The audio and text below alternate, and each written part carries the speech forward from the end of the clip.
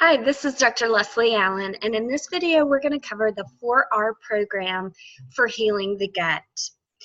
The 4R program is administered to help you heal from digestive distress, reverse any type of gut complication that you may have had, and rebalance the natural gastrointestinal microbiome.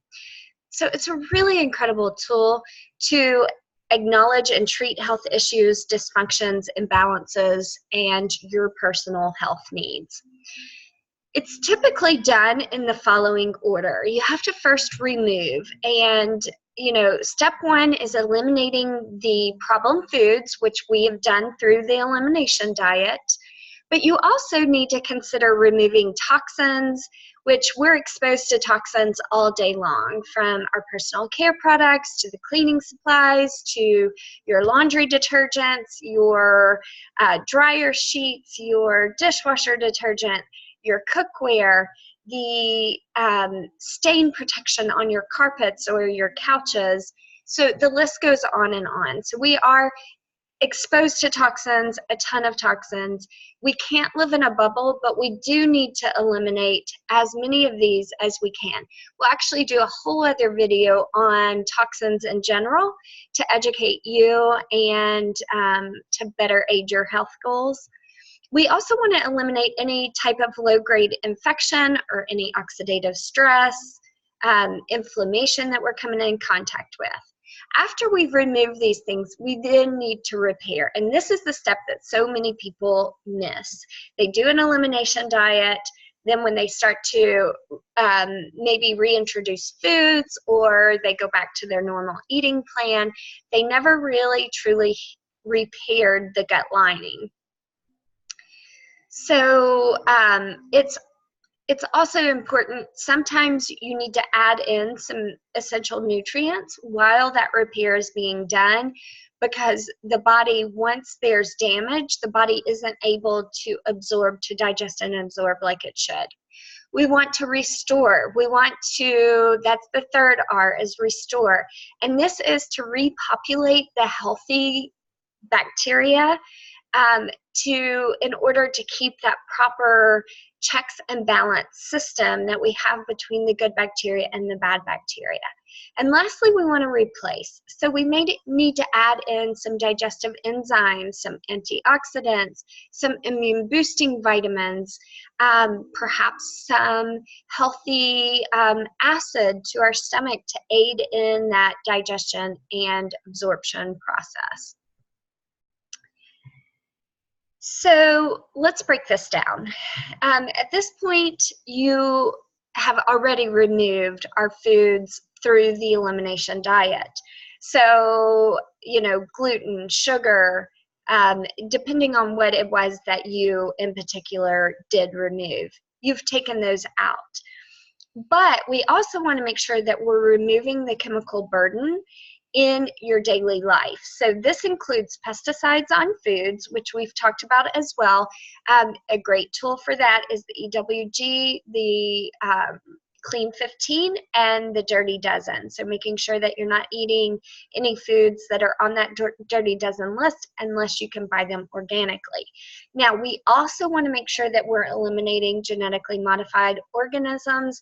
And, in the US, all corn, all wheat, I'm trying to think of what the other ones are genetically modified unless you buy it organic. So if you do reintroduce gluten or bread, then it's very important that you are buying organic bread or organic corn that hasn't been genetically modified, because these genetically modified organisms can then impact your genetic material, and through the study of epigenetics, meaning that it can impact infertility up to 3 generations deep. So this can really have a great impact on our overall health.